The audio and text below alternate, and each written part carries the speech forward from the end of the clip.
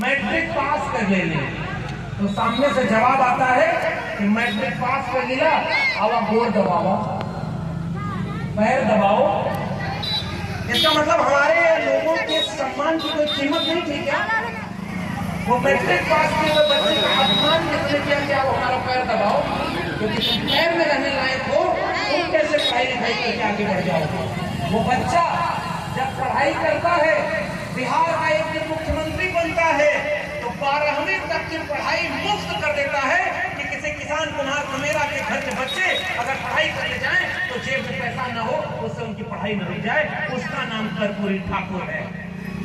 जिनके तन पर कपड़ा नहीं था, पुराने लोग इतिहास जानते हैं, नौजवानों को सुनना इतिहास। जब वो मुख्यमंत्री थे तो उनका कुर्ता फटा हुआ था।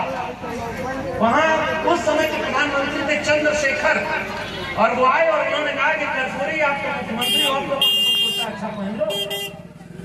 और कर्पूरी ठाकुर उनके लिए चंदा जुटाया जाता है, और चंदा जुटाने कहा गया कि भाई मुख्यमंत्री राहत कोष में आप सब लोग थोड़ा थोड़ा चंदा दीजिए, तो कर्पूरी ठाकुर पूरा कपड़ा इनको नया कुर्ता सिलवा के दे दिया जाए। सुनना हमारे लोगों की ईमानदारी क्या थी। जितना पैसा जुटा कर्पूरी ठाकुर को दिया गया, और कर्पूरी ठाकुर ने कहा कि मुख्यमंत्री राहत कोष में ये पैसा जाएगा। जिस दिन बिहार के हर नंगे बदन पर एक कपड़ा आ जाएगा, उस दिन कर्पूरी ठाकुर नया कुर्ता पहनेगा। उससे पहले मेरे कुर्ते पहनने की जरूरत है। ये त्याग किया हमारे लोगों ने। चौधरी चरण सिंह बड़े नेता थे, पता नहीं आप नाम जानते होंगे कि नहीं, देश के प्रधानमंत्री भी थे। लोकदल उस समय हुआ करता था, जनता दल। उसका प्रचार करने जब कर्पूरी ठाकुर के गांव गए तो उन्होंने कहा कि मैं तुम्हारे घर चलना चाहता। घर कच्चा था, टूटा फूटा मकान था। जाते जाते उन्होंने कहा कि मैं कुछ आपको मदद करा देता हूँ, एक नया घर बनवा लो कर्पूरी।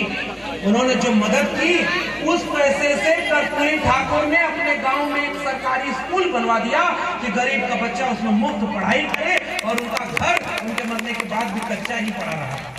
ये ईमानदारी थी उन लोगों को, और ये ईमानदारी इसलिए थी कि गरीब का बच्चा पढ़ाई कर सके, गरीब के बच्चे को सम्मान मिल सके। यही उत्तर प्रदेश में मुख्यमंत्री थे राम नरेश यादव, तो दिल्ली से अपमान करने वालों ने गालियां दी कि दिल्ली से चमड़ा भेजा संदेश, और बार बनाना कर्पूरी और भैंस चराना राम नरेश। बार बनाने वाला कोई बुरा काम होता है क्या? भीख मांगने से बुरा तो नहीं हो सकता। मेहनत करके खाने कमाने का काम है बाल बनाना, और बाल बनाने का काम मेहनत कश का है। कपड़े का काम धोबी का मेहनत करने का है, कुम्हार का काम मेहनत करने का है। हमारे पुरखों ने हमें मेहनत करना सिखाया। हमारे पुरखों में से कोई भीख मांग करके कभी गुजारा करने वाला नहीं हुआ। और आज कुछ लोग टेलीविजन पर कहते हैं कि मैं 35 साल भीख मांग कर गुजारा, तो 35 साल भीख मांगा, रेलवे स्टेशन पे चाय बेचा, और जब देश बेच दिया तो पता ही नहीं चला। उनके भक्तों की हालत क्या है? चाय बेचते उनको किसी ने नहीं देखा, देश बेचते पूरा देश देख रहा है, फिर भी कर रहे हैं। वो कहाँ कुछ बेचे था? उनके तना आगे नाथ न पीछे पगहा, कहावत समझ में आई ना कि करे बदे लुटी। हाँ, उनके तो क्यों हैया ना है, जेकरे क्यों हैया ना हो वह सबसे बड़ा लुटेरा होला। एक इतिहास अगर पढ़ल जाए तो इस समय का इतिहास बताओ जाए कि कोई भारत लूट करके अपने दोस्त को बेच डाला कि हम तो फकीर आदमी हैं, झोला लेके चल।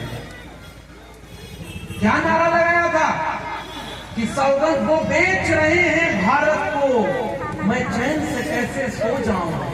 समझे तो ना, वो लूट रहे हैं भारत को, खामोश में कैसे हो जाऊं। हाँ, मैंने कसम उठाई है, मैं देश नहीं बिकने दूंगा। सौगंध मुझे इस मिट्टी की, मैं देश नहीं झुकने दूंगा। और जब से बने प्रधानमंत्री, पहले रेल बेचा, फिर रेल की पटरी बेचा, फिर बैंक बेचा, BSNL बेचा, MTNL बेचा, LIC बेची, एयरपोर्ट बेचा। वादा किया था कि हवाई चप्पल वाले को हवाई जहाज में उड़ाएंगे, हवाई जहाज बेचा। हवाई चप्पल वाला नीचे देखा तो हवाई चप्पल में बिक गया है। बारी बारी एक एक चीज अपने दोस्तों को बेचता चला गया वो आदमी। और उसने तो पहले ही बोल दिया था कि वो फकीर है, झोला लेके चल जाएगा। सिवान के लोगों, मैं आपसे पूछने आया हूँ, अगर आपके बच्चों की शिक्षा बिक गई, आपके बच्चों का रोजगार बेच गया, तो आज से 25 साल बाद आपके बच्चे जब पूछेंगे कि जब सब बेचा जा रहा था तब तुम क्या कर रहे थे, तब आपसे मैं पूछना चाहता हूँ कि अगर हम बचा नहीं पाए तो क्या आने वाली पीढ़ियों की नजर में हम दोषी कायम किए जाएंगे कि नहीं किए जाएंगे? लड़ाई इसलिए आने वाली पीढ़ियों के लिए लड़ना है।